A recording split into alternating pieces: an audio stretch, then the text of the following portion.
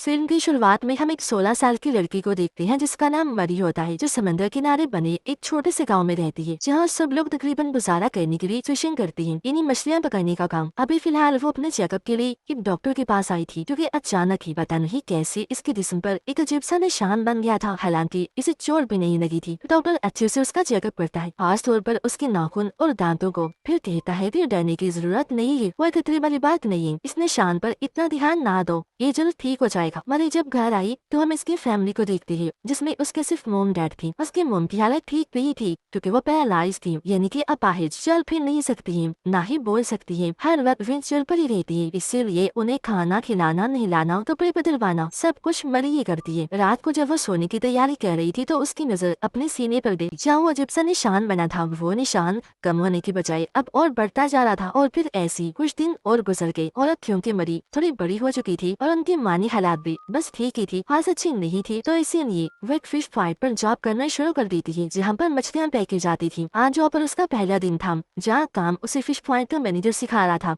एक बुरा वर्कर जिसे कोई भी अच्छा नहीं समझता था, वो दूर से खड़ा होकर मरी को बड़ी अजीब नजरों से घूरता जा रहा था। यहाँ मरी की नजर एक डिलीवरी बॉय पर थी, जो मछलियाँ हर घर में देने का काम करता था, जिसका नाम डैनियल था। वो भी मरी को देख रहा था। दोनों एक दूसरे को पहले ही नजर में पसंद आ गई थी। अब जब डैनियल मछलियाँ उठाकर जा रहा था तो उस बुरे वर्कर की वजह से वो नीचे गिर गया, जिससे उसकी सारी मछलियाँ भी नीचे गिर जाती है। ये देखकर मरी जल्दी से उसकी मदद करने आई और इस तरह उन दोनों की बात शुरू हो गई। इसके बाद मरी जब खराब मछलियाँ बाहर फेंकने गई तो वो बुरा वर्कर उससे मछलियों वाले कचरे में फेंक देता है, जो पूरी तरह खराब सड़ी मछलियों और पानी से भरा हुआ था। खैर थोड़ी ही देर में मरी वहाँ से बाहर आ गई, जहाँ बाकी वर्कर भी खड़े हुए थे, लेकिन वो हैरान होने की बजाय ऐसे खड़ी थी जैसे कोई नॉर्मल चीज हुई हो, और दौड़ फिर तालियां बजाने लगती है, ये कहती हुई कि काम पर पहले दिन सबका वेलकम ऐसे किया जाता है। काम कम करने के बाद जब वो घर आई तो देखती है कि आज भी हमारे घर डॉक्टर आई हुई है, जो उसके नाम को लेकर बड़ी सीरियस बात कर रही थी, और अपने साथ एक फाइल भी लाई होती है, जो अभी उन्होंने हाथ में पकड़ी हुई थी। लेकिन जैसे मरी अंदर आई, वो फाइल को अपने बॉक्स में बंद कर लेती है, जैसे वो ये सब कुछ मरी से छुपाना चाहती है। मरी अपने डर से पूछती है कि क्या हुआ, सब खैरियत है, मॉम ठीक तो है, आज क्यों आई है डॉक्टर। इस पर उसकी डर कहती है, वो दरअसल बेटा तुम्हारी मॉम का हाथ थोड़ा सूज गया है, क्योंकि इसे हर रोज इंजेक्शन जो लगाने पड़ते हैं, तो इसका है चेकअप करने आई है डॉक्टर। जिसके बाद डॉक्टर और उसकी डैड उसकी मॉम के हाथ को चेक करने लगी। जिस बीच मौका पाकर मरी वो फाइल चुराकर ऊपर भाग गई, जो डॉक्टर उससे छुपाने की कोशिश कर रहा था। उस फाइल को चेक करती है, जिसमें से एक्सरे, कुछ लोगों की डिटेल्स वाली कागज और कुछ अजीब तरह की तस्वीरें मिलती हैं, जिसमें बहुत बुरे और गहरे जख्मों के निशान थे। इससे पहले वो कुछ समझ पाती, नीचे से उसकी डैड आवाज लगा देती है। तब मरी जल्दी से उस फाइल को छुपाकर नीचे आ जाती है। डॉक्टर जा चुका था पर उसकी डैड मॉम के हाथ में वो देने वाला इंजेक्शन लगा रही थी, जिससे उसकी मॉम की हालत ठीक रही थी। रात को जब मरी बर्तन धो रही थी तो उसे अजीब सी आवाज आई। उसने जब चुपके से मॉम डैड के कमरे में देखा तो बड़ा ही अजीब नजारा था। उसकी डैड मॉम के पूरे जिस्म पर क्रीम लगाकर शेविंग कर रही थी, यानी बाल उतार रही थी। जो चीज मरी को अजीब तो लगी, लेकिन वो नजरअंदाज कर देती है, इस सोच के साथ ये जरूर मॉम के बाल बड़े हो गए होंगे। रात को जब वो सो रही थी तो उसे अजीब से सपने आने लगे, जैसे कोई डरावनी सी औरत जो खून से लथपथ है वो उसकी तरफ बढ़ रही है। पर अगली सुबह जब उसकी आँख खुली तो वो इस सपने के बारे में ज्यादा ना सोचकर काम पर चली गई, जहाँ उसकी और डैनियल की बात और बढ़ने लगी। पर जो डैनियल का साथी था वो थोड़ा अजीब था। वो मरी को कहता है कि उसे ज्यादा फ्री होने की कोशिश मत करो। उसकी बात को अनसुनी करके मरी खाना खाने चली गई, जहाँ बेवा बुरा वर्कर उसे तंग करने से बाज नहीं आता। वो मरी के बारे में उल्टी सीधी बातें कह रहा होता है, जिन्हें वो मुसलसल नजरअंदाज कर रही थी। लेकिन जब उस वर्कर ने उसकी मोम के खिलाफ बात की तो मरी से बर्दाश्त नहीं हुई, उसे गुस्सा आ गया। इसीलिए वो ग्लास उठाकर उसके मुंह की तरफ फेंककर मारती है। वो बुरा वर्कर पीछे हट गया, जिससे ग्लास उसके चेहरे पर लगने से बाल बाल बचा। इससे वर्कर को भी गुस्सा आ गया। जाहिर है ऐसे उनकी दुश्मनी और बढ़ गई। लेकिन मरी के इस जवाब पर फिश पॉइंट तो मुझे काफी खुश नजर आ रहा था। ये अच्छा हुआ, ऐसे इसे मोटोर जवाब मिलना चाहिए था। अब शाम को मरी जब घर जाने की तैयारी कर रही थी तो तभी वो बुरा वर्कर अपने दोस्त के साथ वहाँ आ गया, मरी से बदला लेने के लिए, क्योंकि इस वक्त वो वहाँ अकेली थी। वो दोनों इसे पकड़ लेती है और बेचारे के साथ अजीब सा बर्ताव करने लगी। जबरदस्ती जब उसके साथ छेड़छाड़ कर रही थी तो हम मरी के जिस्म में अजीब सा बदलाव साफ साफ देख पाते हैं, जैसे कि उसकी वेन्स ऊपर उभरना शुरू हो गई थी। फिर नीचे बिठाकर उसका मजाक बनाने के लिए बुरा वर्कर जबरदस्ती उसे कच्ची मछली खिलाने की कोशिश करने लगा, जिससे उस बेचारे को बहुत बुरा लगा। वो रोने लगी। उसे ऐसे देखकर बुरा वर्कर बहुत हंसा और फिर वहाँ से चला जाता है।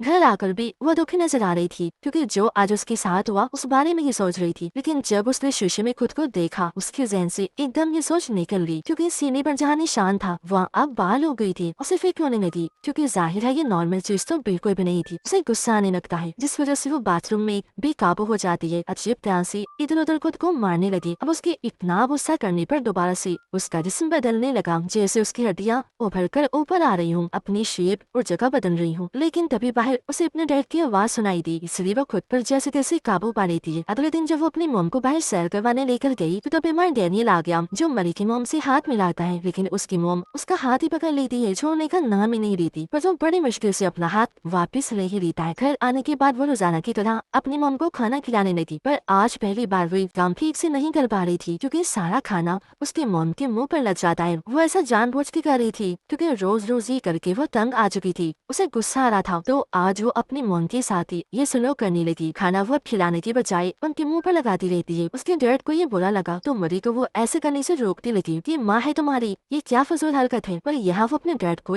बुरा भला बोलकर कमरे में चली थी, आप खिला लो खाना, मैं रोज रोज ये काम करके पक गई हूँ। कमरे में आकर वो दोबारा से अपना निशान चेक करने लगी जो वक्त के साथ साथ बढ़ता जा रहा था। निशान के बढ़ने के साथ उसका गुस्सा भी बढ़ रहा था। तभी यहाँ उसके डैड भी आ गए और पूछ लेती है ये क्या तरीका था बात करने का, क्या चल रहा है आखिर। इस पर वो कोई बात का जवाब ना देकर सीधा अपना निशान ही दिखा देती है, जो देखकर वो दंग रह गई। ऐसा लग रहा था जैसे वो पहले से इस सब के बारे में जानते हो। मरी ने आज खुद ही उन बालों को साफ कर दिया जो उसके निशान पर बन रही थी, जिसके बाद वो उस फाइल को चेक करने लगी जो उसने डॉक्टर से चुराई थी। उसमें सबसे पहले एक शिप की तस्वीर थी, फिर कुछ जख्मी लोगों की जिन पर भारी हमले हुए थे क्योंकि उनके चोटों के निशान बहुत गहरे थे। आखिर में वो एक औरत के स्केच को देखती है जिसका पूरा जिस्म बालों से भरा हुआ था। ये सब देखकर वो समझने की कोशिश में लगी थी कि तभी उसके घर दोबारा से डॉक्टर आ जाते हैं जो इस बार मई को इंजेक्शन लगाने आई थी, वही वाला जो उसकी मोम को भी लगाए जाते हैं। यहाँ भी वो अपना गुस्सा दिखा ही देती है, डॉक्टर के साथ बदतमीजी करके बगैर इंजेक्शन लगवाए वहाँ से निकल जाती है। घर से निकलकर वो सीधा उस शिप में पहुंची जिसकी तस्वीर मनी ने उस फाइल में देखी थी। शिप के अंदर आने के बाद जब उसने यहाँ चेक किया तो उसे बड़े बड़े पंजों के निशान दिखे जिससे वो हैरत में पड़ गई। उसके दिमाग में और सवाल आने लगी तो ये सब क्या है, जिनका जवाब पाने के लिए वो सीधा फिश पॉइंट के मैनेजर के पास गई क्योंकि छोटा सा गाँव है तो सब एक दूसरे के बारे में जानते होंगे। पर यहाँ मैनेजर ने उसे ठीक से कोई जवाब नहीं दिया बल्कि वो उसे लेकर एक क्लब में आ गया जहाँ पर डैनियल, बुरा वर्कर सब मौजूद थे। वो यहाँ मरी को भी शराब पिलाती है। वो थोड़ा नशे में हुई जिसके बाद डैनियल को लेकर एक खुफिया जगह पर आ गई। वो आज बहुत खुश थी क्योंकि जिससे वो प्यार करती थी आज वो उसके साथ था, पर उसके इतना खुश होने की वजह से भी उसके जिस्म पर बाल उगते जा रही थी। वो यहाँ इतनी बदली कि उसकी आंखों का रंग भी बदलकर गोल्डन हो गया जिससे वो काफी अजीब दिखाई दे रही थी। फिर घर आने के बाद जब वो सोने अपने कमरे में गई तब उसकी डैड जबरदस्ती उसे पकड़कर डॉक्टर के साथ मिलकर इंजेक्शन लगाने की कोशिश करने लगी। ये देखकर मरी की आंख खुल गई, उसे हैरत हुई कि मेरी डैड ये क्यों कर रही है। डॉक्टर उसे इंजेक्शन लगाने ही वाला था पर नहीं लगा पाता क्योंकि तभी उसकी मोम आकर डॉक्टर पर हमला कर लेती है, उन्हें पकड़कर बुरी तरह गर्दन पर काट लेती है, जिससे हम यहाँ सारी बात समझ जाते हैं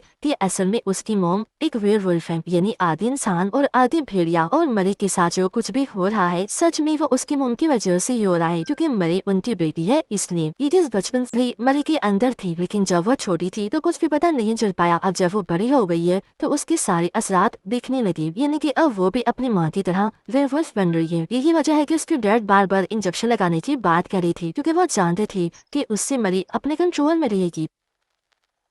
खैर अब मरी और उसके डैड डॉक्टर की लाश को ठिकाने लगाने के लिए घर के पिछले हिस्से में उसे दफना देती हैं क्योंकि अगर किसी को पता चला कि मरी की मोम ने डॉक्टर को मार दिया तो बहुत गड़बड़ हो जाएगी। अब यहाँ हम ये तो जान गए कि उसकी मोम एक वेयरवुल्फ है, पर सवाल ये बनता है कि वो आखिर वेयरवुल्फ बनी कैसे। तो इसका जवाब वो शिप है जिसके अंदर मरी चेक करने गई थी। असल में वहाँ कुछ रशियन लोग आए थे, मरी की मोम भी उनके साथ थी, जहाँ उन लोगों ने उन पर उल्टे सीधे टेस्ट करके और बस तभी से ये ऐसी है ये शिप में वेयरवुल्फ बन गई थी, जहाँ उन्होंने सब रेशंस पर हमला करके उन्हें मार दिया। इस बारे में जब गांव वालों को पता चला तो वो मरी की मोम को मारने के लिए आए, पर उसके डैड ने उन्हें अपना कर समझौता किया क्योंकि वो उन्हें बचपन से ही जानते थी, पर उन्हें ये पता नहीं था कि ये कर्ज उनकी इकलौती बेटी मरी को भी लग जाएगा। मरिया अपनी मोम को नहलाकर अच्छे से साफ कर देती है। उसकी मोम दुख भरी निगाहों से मरी की तरफ देखने लगी और आज वो पहली बार यह अपनी मोम की असली दर्द को समझी थी। अगली सुबह जैसे हुई तो कुछ गाँव वाले उनके घर आ जाती है क्योंकि डॉक्टर का कोई अता पता नहीं था, इसलिए पहला शब्द मरी की मोम पर ही गया। वो यहाँ उसकी मम्मी कपड़े उतरवा कर चेक करती है कि इस वक्त वो जानवर है या इंसान, पर क्योंकि अभी वो इंसान थी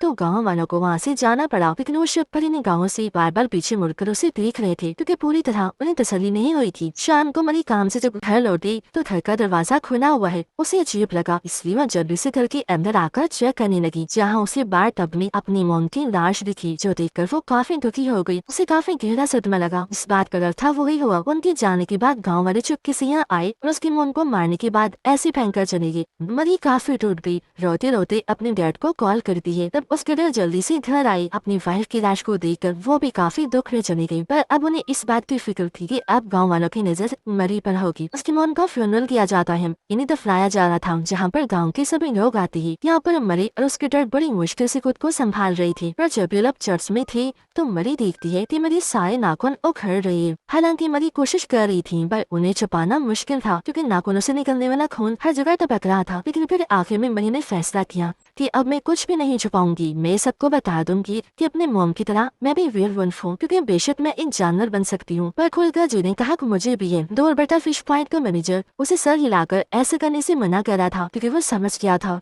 कि मरी के इरादे क्या है, वो क्या करना चाहती है। लेकिन फिर भी मरी ने बारी बारी सबके पास जाकर सबको अपने नाखून दिखा ही दिए। इस वजह से उसके डैड भी काफी घबरा गई क्योंकि वो जानती थी कि अब मौका मिलते ही गाँव वाले इसे भी मार देंगी। इसलिए वो फ्यूनरल को छोड़कर उसे घर ले आई। समझाने की कोशिश करती है कि खुद पर काबू पाओ और अपनी पहचान को छुपा के रखो कि तुम भी आधी जानवर हो। पर मरी तो कुछ भी समझने को तैयार नहीं थी। उसे गुस्सा आ रहा था जो पांच के गिलास को चबा कर दिखा रही थी। ऐसा करने से उसके मुंह से खून आने लगा। अब यहाँ वो जितना ज्यादा गुस्सा करेगी उतनी ही जल्दी वो जानवर बनेगी, यानी वेयरवुल्फ। अगले दिन वो देखती है कि बाल मेरी माथे पर भी उग रही है, जो उसके डैड ने भी देख ली थी। इसीलिए उसे बाहर जाने से मना कर रही थी, पर वो कहाँ सुनने वाली थी। बाहर चली ही जाती है क्योंकि उसे आजादी चाहिए जो ये गाँव वाले उसे नहीं दे सकते। अब जब वो काम पर आई तो हर कोई उसके जिस्म पर उगने वाले बड़े बड़े बालों को साफ साफ देख पा रहा था। अब इस वक्त तो कोई भी उसे कुछ नहीं कहता, लेकिन शाम को जब वो घर जा रही थी तो गांव के बहुत सारे लोग उसके पीछे पड़ जाते हैं। वो भागे और अपनी जान बचाने के लिए मैनेजर के घर जाने की कोशिश करने लगी, पर उसने भी दरवाजा नहीं खोला। वो वहाँ से भाग जाती है और क्योंकि भागते भागते उसे काफी देर हो गई थी तो अब यहाँ वो काम लेती है अपने गुस्से से। वो आगे बढ़ी जहाँ पर एक लड़का बाइक पर बैठा हुआ था। तब मरी वेयरवुल्फ बनकर झपट कर आई और उस पर हमला कर देती है, फिर उसके गले पर काट कर उसे कच्चा ही खा जाती है। अभी गाँव वाला और कोई नहीं बल्कि बुरा वर्कर था, जिससे वो समझ गई कि अब मुझे कोई भी नहीं छोड़ेगा, क्योंकि ये हरकत उसने सबके सामने की थी।